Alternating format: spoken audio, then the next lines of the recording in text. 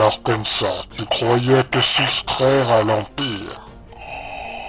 Me soustraire à quoi? Mais pas du tout, j'étais juste venu voir le dernier film Star Wars. Le dernier quoi?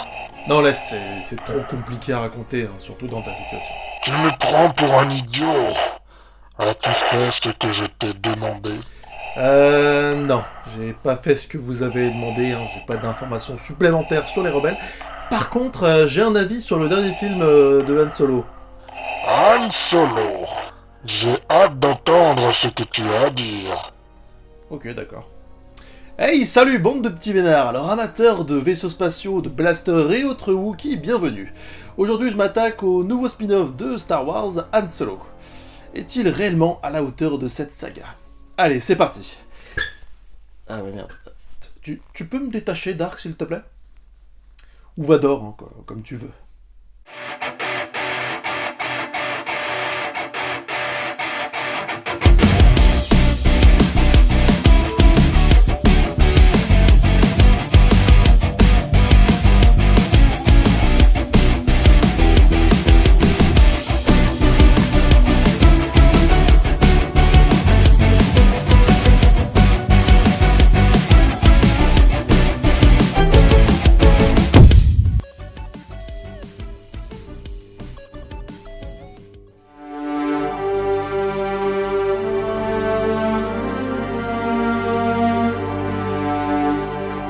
Star Wars, hein, l'une de mes sagas préférées, si ce n'est ma saga préférée, et qui est chère dans le cœur de beaucoup de fans. Cette saga qui a su, par-delà les années, nous procurer toutes sortes d'émotions et surtout beaucoup de passion. Je sais, hein, ça fait un peu beaucoup de sermons en début de vidéo, mais après un Rogue One qui était quand même assez convaincant et un épisode 8 en demi-teinte, on se demandait vraiment ce qu'allait donner ce nouveau spin-off de Star Wars, Han Solo. Qu'est-ce que t'en dis? N'importe quoi. Et alors du coup, on se demandait réellement si ce film allait vraiment être à la hauteur de cette saga. Et c'est dans cette vidéo qu'on va répondre à cette question, bien entendu. Et bien pour commencer, les fans de Star Wars, hein, dont je fais évidemment partie, avaient énormément de craintes sur ce spin-off. La pub de ce film fait par Disney était quelque peu timide, et les échos du tournage étaient vraiment assez chaotique. Alors c'était tout à fait légitime de la part des fans d'être complètement inquiets quant à ce film, hein, surtout après un épisode 8 assez décevant. Mais laissez-moi vous développer en quelques points ce film, ce spin-off, pour voir si vraiment il est à la hauteur. Rassurez-vous, je vais pas spoiler, même si j'aurais terriblement envie. Pardon, faut que je calme mon côté obscur quand même.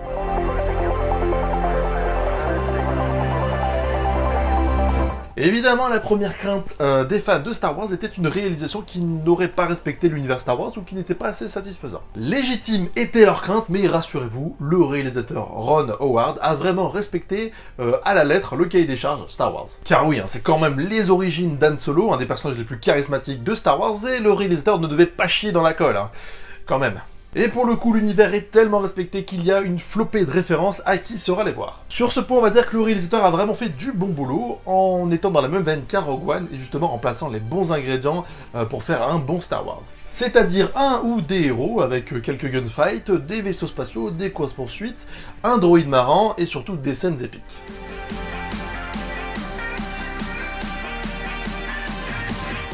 Alors oui, le cahier des charges est respecté, mais qu'en est-il du divertissement? Eh bien, je dois dire que globalement, c'est réussi, il y a beaucoup d'action à peu près tout le long du film, et ça sert bien le scénario. Mais, parce que oui, il y a toujours un mais, je les trouve quand même, les scènes d'action, assez timides.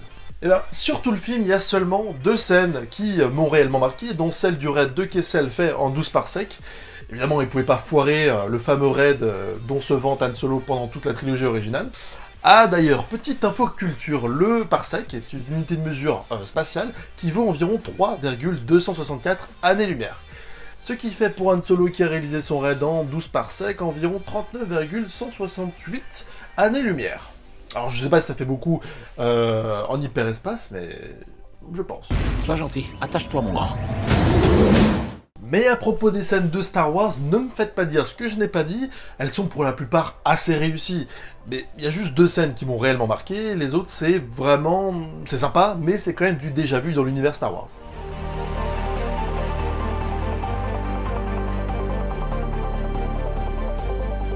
Et pour ce dernier point, on rentre dans le point qui est à mes yeux le plus important, hein, le scénario et les origines de Solo. Alors on savait déjà dès la sortie du film que ce scénario allait être assez mineur dans l'univers Star Wars, et on avait raison. Car le scénario, même si je le trouve réussi, avec des bonnes idées et des personnages assez intéressants, il est quand même assez classique. N'apportant vraiment que très peu de choses à l'univers Star Wars, se contentant juste d'illustrer ou alors d'expliquer justement ce qu'on savait déjà sur Han Solo. On nous explique alors comment il a rencontré Chewie, ou alors comment il a eu son vaisseau, son premier blaster, comment il a eu son nom, également comment il a fait son petit raid de Kessel en 12 parsecs, que je vous rappelle fait environ 160... On a compris? Oui, je pense qu'on a compris. Pour finir, le traitement du personnage de Han Solo est quand même assez convaincant. Alors évidemment, on retrouvera jamais le charisme d'Harrison Ford, mais l'acteur Alden Ehrenreich, j'ai eu du mal à le dire, fait vraiment bien le taf et je trouve que sa performance est plutôt honorable. Il retranscrit vraiment les mimiques du personnage sans vraiment trop en faire. On a vraiment l'impression qu'il veut vraiment respecter à fond le personnage d'Han Solo. D'ailleurs au niveau personnage on retrouve un certain Donald Glover qui joue un Lando Calrissian assez convaincant, mais juste un petit regret au niveau d'Emilia Clarke qui joue la personnage de Qi'ra, un personnage qui est malheureusement assez lisse et qui sert de prétexte pour l'aventure. Même si je pense que si un jour il y a une suite, le personnage de Qi'ra sera beaucoup plus intéressant et beaucoup plus exploité.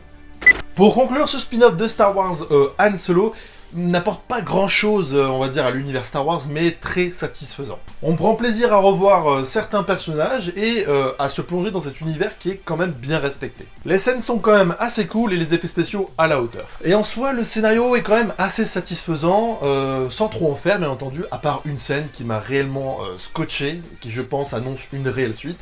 Et c'est pour ça que j'aime bien ce spin-off, parce que justement, il est assez timide, mais je pense surtout qu'il se préserve pour une suite ou des suites qui sont vraiment extraordinaires. Évidemment, ceux qui l'ont vu comprendront cette petite scène dont je veux parler, et qui est quand même assez... voilà, ça fait un choc. Alors oui, cette origine Star Wars consacrée à Han Solo est réellement à la hauteur de l'univers de Star Wars, et si vous aimez justement cet univers, je vous conseille réellement d'aller le voir. Il est franchement satisfaisant, hein, et pour donner un dernier avis sur ce film, je l'ai malheureusement, et je dis bien malheureusement, préféré à l'épisode 8 de Star Wars.